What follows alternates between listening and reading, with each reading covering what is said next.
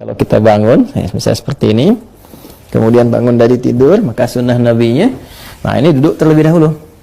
Ya, duduk dulu. Nah, menenangkan diri dulu. Ya, jadi duduk ini bisa mengondisikan keadaan kita tenang terlebih dahulu. Aliran darah berlangsung dengan baik.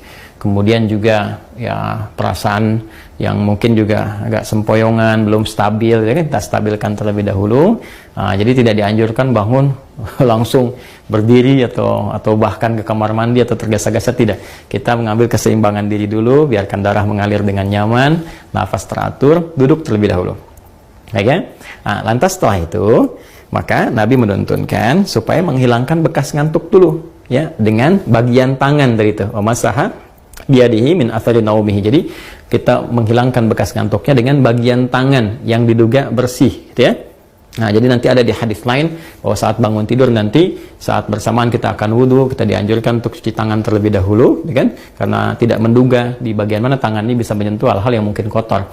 Tapi kita bisa menilai dan menduga dengan kuat di bagian tangan mana yang sekiranya bersih untuk kita gunakan untuk menghilangkan bekas ngantuk. Misal seperti ini, gitu kan? Nah, atau kalau kita duga baik, bersih, kita gunakan seperti ini juga. Nah, apa tujuannya? Pertama, untuk membangun kesadaran terlebih dahulu. Ya, sebelum kita berdoa atau sebelum membacakan ayat-ayat atau kalimat thayyibah, supaya doa yang dibacakan, ayat-ayat Quran yang dibacakan, kemudian nilai-nilai spiritual yang dimohonkan kepada Allah itu tersambungkan dengan khusyuk.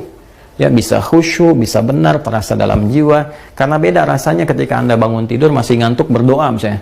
Doa bangun tidur gitu kan, atau baca beberapa ayat dari Al-Quran, itu rasa kejiwanya akan berbeda dibandingkan ketika Anda menghilangkan rasa kantuk, ya, kemudian sudah mulai agak fokus, sudah lebih baik, ya. Kadang-kadang kan ada yang baru begini, bangunnya jam 3 kan, tapi yang begini, tiba-tiba lihat jam, udah jam 4, ternyata 1 jam nggak sadar begini kan.